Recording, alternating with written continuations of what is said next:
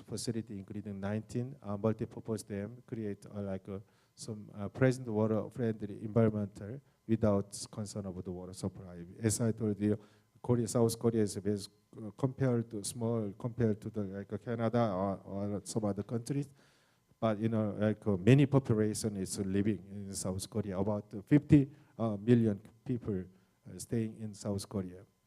And Korea is classified as like a water stress country, and then Korea is about 70% of the annual precipitation occurs in summer. If it is a flood in the summer, but in the drought in the spring. Furthermore, due to some steep slope, rainfall rapidly runs into the ocean rather than being absorbed in the groundwater. That's why we needed some dams and some stores some water in some other areas. And then this is water management is very difficult in Korea compared to some Western countries. As more population and high standard of living place greater demand of the available water supplies, still water shortage is expected to worse. And flood management is also expected to increase since people and properties congregate near the river base due to urbanization as well as some industrializations. And we have some big droughts in 2001, but big flooding during the tours from the typhoon Rusa and the 2003 in the typhoon is Memi. Even though it's in the last year, we have some big flooding, especially in Seoul metropolitan area. Korea is still promoting the sustainable water supply to prepare for the demand for water use. Means building the strong flood natural land infrastructure and create water-friendly environmental harmonized and with nature to make a present space life setting up as a target of police in priority. Okay, thank you so much for your attention. Thank you.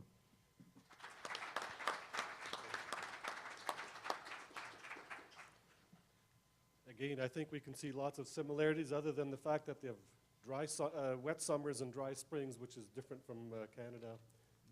Interesting perspective again in South Korea. Let's stay in that part of the world, and we're going to travel down to New Zealand. And Ian, if you could offer your comments. Certainly. I'm not sure whether I was meant to be the education or the entertainment part, but hopefully we'll get through this. And I'm just going to cover a little bit about where asset management is at in New Zealand and Australia. Right. I won't notice him. He won't show up in the video at all. And I'll deal with some issues around resilience that we've learned after Christchurch had a couple of thousand or about 11,000 earthquakes in the last couple of years. In New Zealand, it's been quite interesting. The whole timeline over the last 20 years happens to also correspond with my working career. And asset management really started for us in the early 90s, late 80s. The country pretty much went bankrupt. And so asset management was just something we had to do. In the early 90s, so about 1995, 1993, I think we produced one of the first asset management plans. Looking back, it's a pretty horrible document. I like to keep it. It's my little memory of how bad I can do work if I don't know what I'm doing. But as an industry, we didn't know any better. 2002, things changed in New Zealand. We got a local government act which basically said you will look after stuff and you will fully fund what you've got. Really the important part though was in 2006, the next phase of it kicked in and it said every local authority in New Zealand will have a 10-year program for the operations, maintenance, renewal, capital build for all their infrastructure, and we'll show how it's going to be funded. So every municipality in New Zealand now has a fully funded program. Also what came through with that is every 6 years they have to go right back to their community and consult on what do you actually want to be. Do you want to be a pretty garden city? Do you want safety? Do you want security? Do you want high efficiency transport? What is it you actually want? So it's driven a very high level of standard of asset management. About 2006, with all those things coming on for a local authority or municipality approach, it just moved into let's sustain it and push on. About that same time, everyone was starting to point the fingers at the central government and said, you know what, you're telling us what to do, but you're not doing it yourself. And so in the last 5 years, there's been a real focus on actually getting the central government agencies into doing their asset management. One of the differences for New Zealand, we only have 2 levels of government, which in many cases is a major benefit for us. If we look at our local authorities, what we've got is a bit of a concern about a lot of them haven't really pushed on in the last 5 or 6 years. I've been part of a government task force and we've been looking and trying to figure out why is it? Are there not enough carrots perhaps? Like we've had the sticks of legislation to push them to a certain stage, but now there's just not enough sort of voluntary progress. And part of the issues we've also identified is looking back, we were so busy making progress because we had to make progress. No one ever actually documented really how bad things were. And so now we're finding it very hard to give really good factual stories of we did asset management and it made a real difference, and it made a difference of X% or it saved us so many dollars. We can all look back and know we're a lot better off, but it's hard to actually put any sort of stats to it. And we've still got a lot of variation in practice and a lack of really good top quality asset managers, and especially in our smaller municipalities. A lot of them are, like I've heard here with the rural municipalities, struggle to keep good staff and or even struggle to get good staff. And so as a result, there's a lot of variation goes on. But like I say, our target is very high. So when we criticise some of our poor performing municipalities, they have still got a 10-year fully funded works program. So you know, it is a high standard we set for them. We just expect them to be doing even better. If we look at it in terms of central government, the Johnny come lately on the spot in terms of New Zealand, they have established a national infrastructure unit. It's part of our Treasury Department, which I guess in a way makes sense. You know, have the infrastructure next to the money. It's a nice tight linkage, at least when you're talking to them. You know, they've direct access. It's a unit which reports directly to our Minister of Finance. So again, it puts infrastructure really at the heart of the economy. About 2006, they did a capital asset management program, and it really identified how badly most of the central government was doing. 2010 produced their first national infrastructure plan. I would describe it as a really good plan of how to make a plan, and that was pretty much the general view. 2011, they actually had their first go at actually producing an infrastructure plan. And like most of us, if we ever tried to do it, there's a real scarcity of any data to put it in. So a lot of it is really the basis of almost half a dozen people sitting around a room and going, where do we think we are? You know, and where do we think we're going? Now working on a national state of the infrastructure report and some issues around national resilience, which I'll touch on soon.